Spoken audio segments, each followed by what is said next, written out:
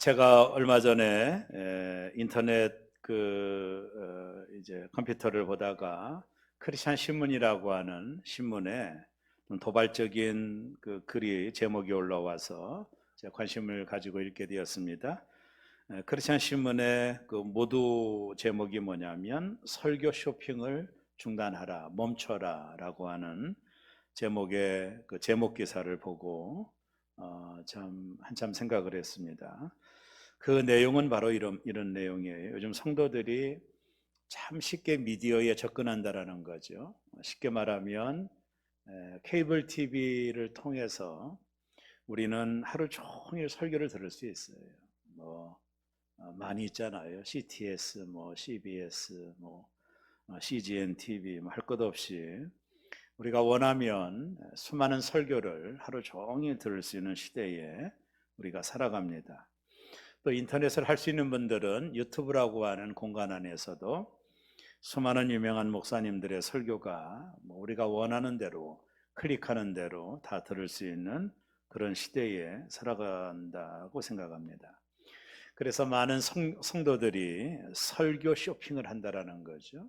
자기가 원하고 또 생각할 때 좀 은혜 받는 목사님들의 설교를 찾아가서 하루 종일 듣는다든가 또 그들의 설교를 자주 이제 말씀을 듣는다라는 거죠.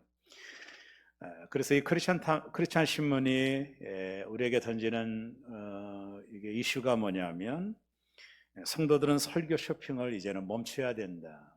우리가 다양한 매체를 통해서 좋은 설교를 듣는 것도 물론 매우 유익한 영적인 효과가 있긴 하지만 이렇게 되다 보면 설교에 어떻게 보면 인이 박힌다라는 거죠. 기만 아주 높아진다라는 거예요. 그런 단점들이 있다라고 하는 제목을 크리스천 신문이 기재를 한 겁니다. 여러분, 우리의 믿음은 성장해야 되죠. 이게 우리의 신앙의 중요한 명제입니다. 그렇다면 이렇게 설교를 많이 들으면 우리의 믿음이 성장할까? 저희가 좋아하는 설교를 많이 들으면 우리의 믿음이 정비례해 가지고 과연 성장을 할까? 여러분 한번 생각해 보세요. 공예배에 나오는 분들을 가지고 한번 생각해 볼까요? 주일 오후 또 수요 금요일 적어도 한 네 편의 설교를 듣죠. 그리고 새벽에 나오시는 분들은 거의 일주일에 10편 가까운 설교를 들어요. 한번 생각해 보면 그렇다고 해서 우리의 믿음이 성장을 했느냐라고 질문하면 자신 있게 말할 수는 없을 거예요. 아니 그렇게 많은 설교를 듣는데도 왜 우리의 믿음이 그에 비하여 성장하지 못할까? 이게 딜레마라고 하는 겁니다.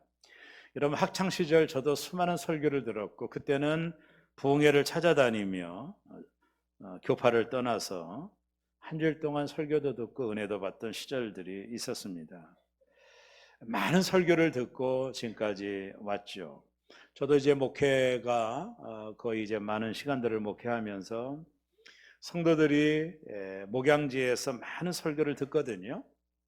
공예배 나오는 분들은 적어도 일주일에 한 4번 정도는 설교를 듣는단 말이죠. 그렇게 10년, 20년 신앙생활을 우리는 다 하고 있고 해오고 있는데 우리가 그만큼 우리의 신앙이 성장되었느냐라고 질문한다면 부끄럽게 고개를 들 수가 없는 것이 우리의 현실이다 이렇게 생각을 합니다. 우리가 설교를 들은 것만큼 우리의 신앙이 성장했느냐라고 물어본다면 우리는 저를 포함해서 자신 있게 대답하기가 잠옷 어려울 거예요. 우리의 신앙이 왜 성장해야 되는 중요한 이유가 있습니다. 그것을 우리가 해결해야 우리의 믿음의 성장을 가할 수 있는데요. 우리가 믿음이 성장하면 먼저는 세상을 이길 힘이 있어요. 외적으로. 제가 볼 때 세상을 이기는 힘은 우리의 똑똑함이라든가 지혜 있는 것이 아니라 세상을 이길 수 있는 힘은 믿음에 있어요. 성경이 말합니다. 세상을 이길 수 있는 힘은 성도의 믿음이다 이렇게 말했어요. 믿음만이 세상을 이길 수 있습니다. 여러분 우리가 믿음이 성장해야 된다는 이유가 바로 여기에 있는 거예요. 우리는 세상을 이길 수 있는 믿음을 가져야 돼요. 여러분, 세상은 언제나 변하거든요. 환경은 언제나 변합니다. 이런 다양한 환경 속에서 성도가 이 땅을 성공적으로 승리하는 삶을 살려면 성도들에게는 믿음이 아주 중요합니다. 여러분, 다윗을 한번 보십시오. 다윗은 어린아이였어요. 그리고 골리앗은 전쟁에 능한 용사입니다. 거의 3m가 가까운 키에 블레셋의 히어로 영웅이었거든요. 그 앞에 어린 다윗이 나갑니다. 아무도 나가지 못하는 그런 상황 속에서 어린 다윗이 골리앗 앞에 맞짱을 뜨려고 나갑니다. 여러분, 이것은 무모한 짓입니다. 이것은 싸움이 되지 않는 게임입니다. 그러나 다윗은요, 담대하게 골리앗 앞에 나가요. 무엇이 그를 이렇게 담대하게 골리앗 앞에 나갈 수 있게 했을까?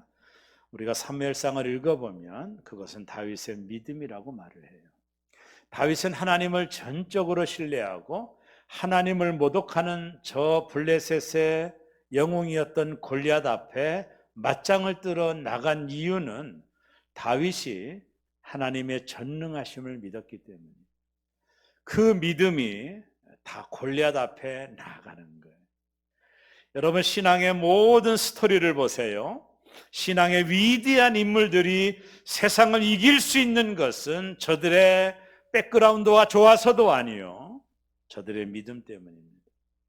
여러분, 다니엘이 느부갓네살 왕의 신상 앞에 절하지 않는 이유로 풀무불에 들어갈 때도 다니엘이 뭐라고 말한지 아세요? 왕보다 더 크신 하나님이 나를 건져주시겠지만 그리한다 할지라도 나는 왕의 신상 앞에 절하지 않는다라고 말을 하는 이 다니엘의 배짱은 어디에서 나오는 건가요? 하나님을 향한 믿음 때문입니다. 믿음만이 세상을 이깁니다. 나는 여러분과 제가 이 험한 세상 속에서 날마다 세상을 이기는 믿음을 가지시기를 주의 이름으로 축원합니다. 세상을 이기는 것은 이것이니 성도의 믿음이니라 그랬습니다. 믿음이 있어야 세상에 주눅들지 않고 세상을 이길 수 있어요. 또 믿음이 있으면 어떤 현상이 나타나느냐 하면 내적인 성숙함이 일어나게 되는 거예요. 여러분, 바울 사도가 고린도전서 13장 11절에 보면 성도를 크게 두 분류로 나누고 있음을 보게 됩니다. 내가 어렸을 때는 말하는 것이 어린아이 같고 깨닫는 것이 어린아이 같고 생각하는 것이 어린아이 같다가 장성한 사람이 되어서는 어린아이의 일을 버렸노라. 믿음은 우리를 장성하게 만듭니다. 믿음은 우리를 성숙시키는 거예요. 우리가 믿음이 없을 때는 성도라 하더라도 우리의 생각이 어린아이 같고 말하는 것도 어린아이 같고 깨닫는 것도 어린아이 같아요. 믿음이 없으면 교회를 100년 다녀도 생각하는 거나 말하는 것이나 이 모든 것들이 어린아이 같은 상태로 머물러 있는 거예요. 그래서 심리학에서는 어덜트 칠드런이라고 그러죠. 나이는 어른인데 생각이 어린아이 같은 사람을 어덜트 칠드런이다. 우리의 신앙에도 마찬가지입니다. 우리가 교회를 얼마나 다녔느냐가 중요한 것이 아니라, 예배를 얼마나 드리느냐가 중요한 것이 아니라, 우리가 얼마나 교회에 봉사하느냐가 중요한 것이 아니라, 그것과는 전혀 상관이 없이 믿음이 없이는 우리의 신앙은 결코 성장하지 않아요. 교회를 오래 다녀도 여전히 말하는 것이 있고 어린아이 같은 분들이 있어요. 그리고 깨닫는 것이 어린아이 같고 생각하는 것이 어린아이 같은 성도가 있단 말이죠. 그 이유는 뭐냐면 믿음이 없어요. 장성한 자가 되지 못했기 때문입니다.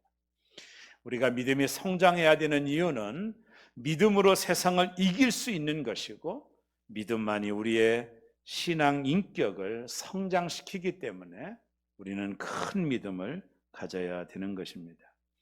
그렇다면 우리의 믿음은 어떻게 성장할 수 있나요? 모두 다 이런 리드가 있다면 어떻게 우리의 믿음이 성장합니까? 제가 볼 때 딱 세 가지입니다. 그 첫째가 말씀을 들어야 믿음이 생깁니다. 첫째는 말씀을 들어야 된다는 거예요. 어린 시절 목사님이 하셨던 늘 똑같은 말씀이 믿음은 들음에서 나, 이런 말씀을 저도 자주 듣고 자랐습니다. 여러분, 설교를 들어야 믿음이 성장한다라는 뜻입니다. 이것에 대한 말씀이 로마서 10장 17절에 나오는데요. 그러므로 믿음은 들음에서 나며 들음은 그리스도의 말씀으로 말미암았느니라. 믿음은 들음에서 난다. 그 들음은 뭐예요? 하나님의 말씀을 들음으로 믿음이 생긴다라고 하는 뜻인 것입니다. 성도는 무엇으로 살까요? 하나님의 말씀으로 사는 존재입니다. 여러분, 예수님께서 마귀에게 40일 금식하며 마귀에게 시험을 받잖아요. 그때 마귀가 찾아와서 예수님에게 이 돌을 떡이 되게 하라라고 시험하셨을 때, 이 육신의 정욕에 대한 시험입니다. 그때 예수님이 마태복음 4장 4절에서 이렇게 말했어요. 사람이 떡으로만 살 것이 아니요 하나님의 입으로부터 나오는 모든 말씀으로 살 것이다. 떡이 필요 없다라는 말을 하는 것이 아닙니다. 우리의 육체는 이런 떡과 같은 육신의 양식이 있어야 사는 거예요. 양식을 먹지 않으면 육체는 살 수가 없어요. 육체가 건강하려면 양식을 먹어야 돼요. 이 떡이라고 하는 양식을 먹고 소화해야만이 육체에 에너지가 생기고 살아갈 수 있는 것입니다. 사람은 육체적인 존재만이 아니라 사람은 영적인 존재이기 때문에 이 영적인 존재인 사람이 또 사는 것이 뭐냐면 하나님의 말씀을 먹어야 돼요. 그 영이 사는 것입니다. 하나님의 말씀을 먹지 않으면 영이 살 수 없어요. 그래서 예수님께서 사람이 떡으로만 살 것이 아니요 떡은 육신을 살리지만 하나님의 입으로 나오는 모든 말씀은 우리의 영혼을 살찌운다. 우리의 영혼이 살아야 된다. 우리의 영혼이 강력해야 우리가 이 땅을 승리할 수 있는 것입니다. 아무리 육신이 건강해도 영적인 양식을 먹은 영혼이 약해지면 이 세상을 절대로 이길 수가 없는 것이 영적인 원리라는 거예요. 우리의 영은 하나님의 말씀을 먹음으로 성장하는 것입니다. 말씀을 듣는 것은 믿음의 성장에 그래서 매우 중요한 요소입니다. 믿음이 언제 자랄까요? 많은 분들이 목사님 저는 믿음이 없어요 이렇게 말하는 분들이 계십니다. 어떻게 믿음이 생길까? 바로 하나님의 말씀을 듣는 것부터 시작하는 거예요. 말씀은 믿음의 씨입니다. 믿음이 잘 자라나기 위해서는 비료도 주고 햇빛도 중요하고 공기도 중요하고 물도 중요하지만 가장 중요한 것은 씨입니다. 씨는 말씀입니다. 예수님의 씨 뿌리는 비유를 보세요. 말씀이 씨거든요. 이 씨가 없이는 믿음은 성장할 수가 없는 거예요. 교회도 열심히 나오고 봉사도 열심히 하고 기도도 많이 하고 금식도 하는데 믿음이 자라지 않는 이유는 바로 씨가 없기 때문에, 말씀이 내재되어 있지 않기 때문입니다. 씨는 하나님의 말씀입니다. 예수 그리스도의 말씀을 들어야 믿음이 생기는 거예요. 믿음은요, 사색하는 지성에서 나오는 게 아니에요.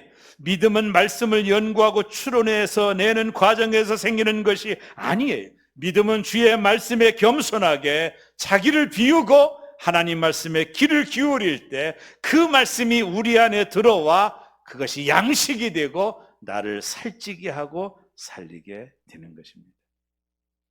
어떤 사람은 교회에 오는데도 말씀을 듣지 않아요. 봉사한다, 충성한다, 식당에서 봉사한다, 다 좋지만 여러분과 제가 가장 우선시 여겨야 되는 것은 하나님의 말씀을 듣는 것입니다.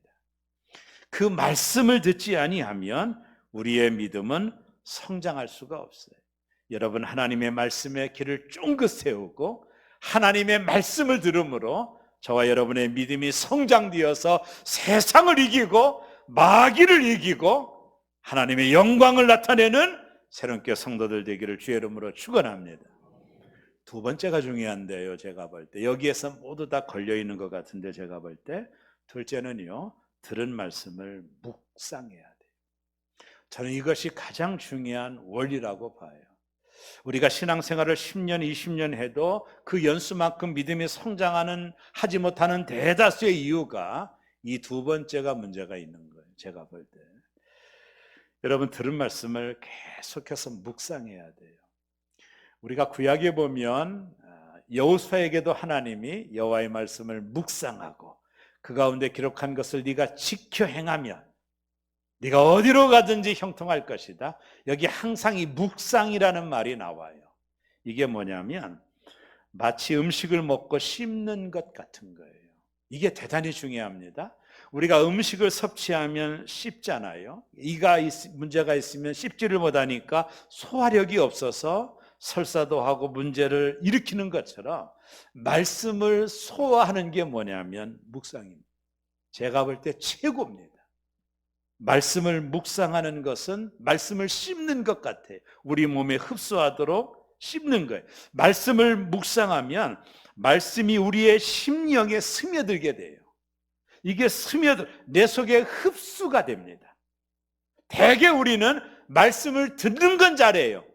여기서 끝나버리니까 이 말씀이 내 안에 흡수가 되지 않는 거예요. 그러니까 말씀이 살이 되고 피가 돼야 되는데 여기에 멈춰져 있는 거예요. 그러니까 신앙생활을 오래 해도 우리의 믿음은 여전히 성장하지 않는 거예요. 요한복음 1장 14절에 보면 말씀이 육신이 되어 라는 말이 나오죠.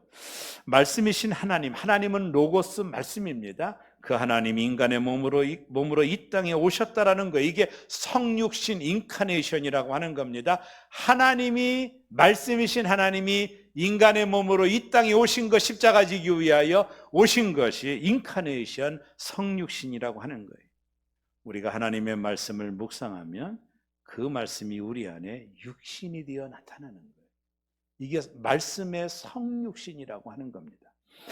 그 말씀을 내가 묵상하면 그 말씀이 내 안에 오셔서 내가 그 말씀을 끊임없이 묵상하면 그 말씀이 내 안에 흡수가 되고 그 말씀이 어느 순간에 나의 인격을 통해 나타나고 그 말씀이 어느 순간에 나의 언어로 나타나고 그 말씀이 어느 순간에 나의 삶으로 드러나는 것. 이것이 말씀을 묵상하는 자들이 누리는 기쁨이라는 거예요. 여러분, 예수님은 입을 열면 진리를 말씀하셨고 진리를 가르치셨고 진리로 충만하셨던 예수님입니다. 예수님은 진리를 만들어내시지 않았어요. 그냥 진리가 자연스럽게 드러난 겁니다. 이유는 뭐냐면 예수님은 말씀이 육신이 되셨기 때문인 것이죠. 말씀을 묵상하면 말씀이 우리 가운데 스며드는 것입니다. 우리가 떡이라든가 음식을 곱게 씹어서 여러 번 30번 씹으라고 하잖아요. 그러면 그 음식들이 우리 몸에 들어와서 각자 필요한 곳에 영양분을 공급하여 우리의 몸을 건강하게 만드는 것처럼 하나님의 말씀은 내 안에 들어와 그 말씀을 계속 묵상하다 보면 내 영혼에 말씀이 스며들어서 피 속에 흐르고 언어 속에 나타나고 우리 성품 속에서 말씀을 드러낼 수가 있는 거예요. 우리가 말씀을 사로잡는 것이 아니라 말씀이 우리를 사로잡는 것입니다. 이것이 말씀이 육신이 된다라는 뜻인 것입니다. 요한복음 15장은 포도나무 비유가 나오는 중요한 장입니다.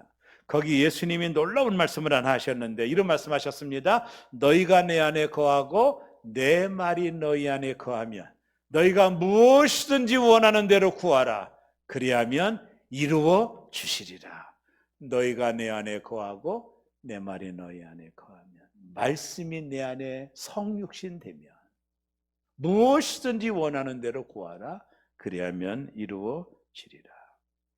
하나님의 말씀이 우리에게서 드러나도록 묵상해야 돼요. 리차드 포스터 목사님이 말씀을 묵상하는 방법에 대하여 아주 중요한 코멘트를 했어요. 여러분과 제가 꼭 들어야 될 말입니다. 이분이 이렇게 말합니다. 적절한 속도로 읽으면서, 하나님 말씀을 적절한 속도로 읽으면서 그 의미를 명확히 이해하고 말씀의 의미를 명확히 이해하고 그 진리로 우리의 인격이 형성될 때까지 중간중간 쉬어가며 그 구절들을 읽고 음미하고 또 체험하는 것이 좋다. 이번은 뭐라고 말씀하느냐 하면 그 말씀을 우리가 읽고 그 의미를 명확히 이해하고 그 말씀이 우리의 인격이 될 때까지, 그 말씀이 우리의 인격으로 형성될 때까지 말씀의 묵상을 계속해서 하라는 거예요. 그 말씀이 나의 인격에 묻혀올 때까지, 흡수가 될 때까지, 그 말씀이 내가 되고 너희가 내 안에 거하고 내 말이 너희 안에 거하는 상태가 될 때까지 이 말씀을 계속해서 묵상을 하라는 것입니다. 그러다 보면 이 말씀이 내 안에서 인격으로 나오고, 이 말씀이 내 안에서 언어로 나오고, 이 말씀이 내 안에서 성품으로 나오기 시작하는 것입니다. 왜냐하면 하나님이 성령으로 예수님이 잉태됐잖아요. 마리아는 이 잉태를 막을 수가 없어요. 10달이 지나면 예수 그리스도가 태어나는 것입니다. 내가 하나님의 말씀을 내 안에 모시고 끊임없이 묵상하며 이 말씀이 언젠가는 내가 되어 이 말씀이 나오게 되어 있는 거예요. 인격으로 나오고 성숙한 모습으로 나오고 언어로 나오는 겁니다. 말씀이 잉태하는 것입니다. 이것이 말씀의 충만함인 겁니다. 그래서 시편 1편 2절에 보면 오직 여호와의 율법을 즐거워하며 그 율법을 주야로 묵상하는 자가 복이 있다라고 말하는 것입니다. 성도들은 하나님의 말씀은 자주 들어요. 설교의 홍수 속에 살아가잖아요. 너무나도 많은 설교를 듣지만 그 하나님의 말씀이 내 것이 되지 못하는 이유는 뭐냐면 바로 말씀을 묵상하지 않기 때문에, 그 말씀이 내 것으로 흡수될 때까지 끊임없이 말씀을 주야로 묵상하는 거예요. 그 말씀이 내 안에 스며들 때까지. 이게 참 중요합니다. 근데 성도들이 다 이걸 놓치고 있어요. 그냥 말씀을 듣는 거로 끝나요. 듣는 거로 끝나면 아무런 것이 안 되지 않아요. 그 말씀이 내게 될 때, 내 안에 그 말씀이 충만하게 스며드는 것은 묵상 외에는 방법이 없어요. 그럴 때 그 말씀이 나로 흡수가 되는, 내 뼈와 살로 흡수가 되는 그 말씀이 마리아의 몸에 하나가 되는 거예요. 언젠가는 그 예수가 탄생하는 거죠. 인격으로 나오고 성품으로 나오고 언어로 나오는 거예요. 이게 성숙이죠. 말씀이 우리를 성숙시키는 거예요.